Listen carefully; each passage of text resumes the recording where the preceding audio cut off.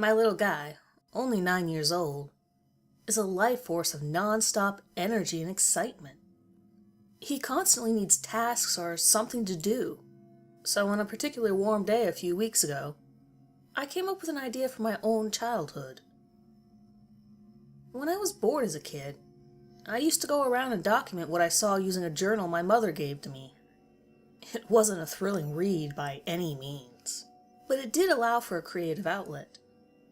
Most of the writings were innocent in nature, usually just a stream of nonsensical and whimsical happenings of a typical young boy. Anyway, I suggested this idea to my boy. Immediately, his eyes lit up, and he was out the door with a pen and notebook, sooner than I had the chance to say goodbye.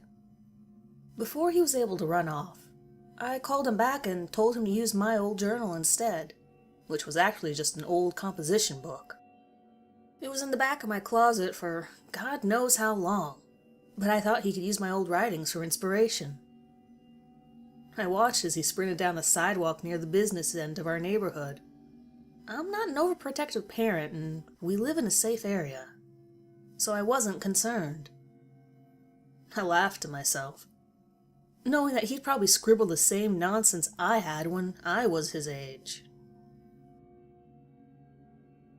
About an hour passed, and I was just getting done working in my garden.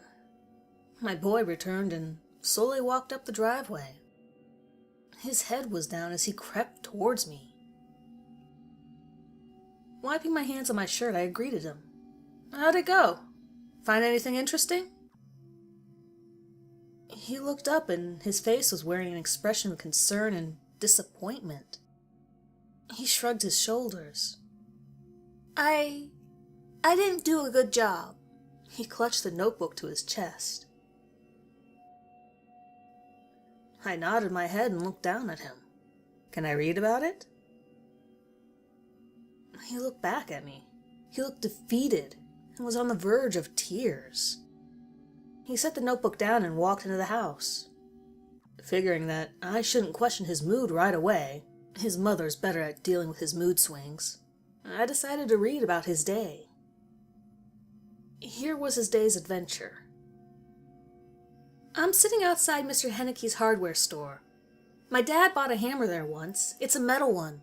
Sometimes I can use it if I'm careful. Mr. Henneke's store has a bench outside, so I'm sitting here now. On the other end of the street is a drugstore, where I get ice cream after soccer sometimes. Vanilla is my favorite. Chocolate is my dad's favorite.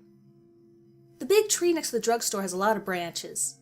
Next to the tree are a few other stores and a coffee shop. My mom loves coffee so much she goes there a lot. There's a wiener dog walking away from me. He has 2 owners, it looks like. I'd love to get a dog. Now there's another dog by the drugstore across the street. I bet he wants to go in, but he can't. He's a dog. The large tree again next to the drugstore. There's someone sitting on the branches. The person is sitting on the branches. He's looking at me like how my neighbor's dog looks at me when it hears a noise. His head is kind of sideways. The sun must be going down because it's not shining on him and his eyes are all dark. Mr. Henneke must have a lot of customers today because there are a lot of people going inside. I think they might be getting hammers too. Unless they don't need them, then maybe they'll get saws. There used to be a candy store around here, but it closed, I think. A girl from my class went there a lot. The dog next to the drugstore is going away now, and the tree next to the Walgreens is empty but has a lot of branches. The coffee shop doesn't look busy, but there is one man on a bench outside of it, and his head is sideways looking. I think it was the man who was sitting in the big tree. He has long black hair, looks like an oil spill on our garage floor. He must be wearing sunglasses in his eyes, because he's still dark in the eyes. Now his head is moved to the other side, but still sideways. I think it's time to go home. I'm bored. I shut the cover to the notebook and headed inside, not realizing until later that I had goosebumps for about 10 minutes after reading. Not sure why. Maybe it was because the hardware store had also belonged to the Hennekes when I was a kid. Probably just an odd deja vu. As I got inside, I saw my son sitting at the kitchen table with his head balanced on his hands. I walked over to him and asked about his day. "Don't be upset. I said. "These are some interesting things you wrote about here. Why don't you tell me a little more about what happened?" I sat down next to him.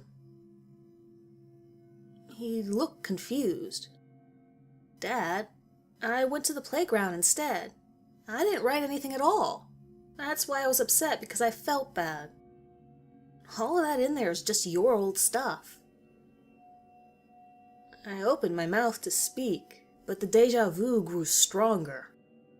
I looked over his head through the window to see a figure sitting on the fence post in the backyard.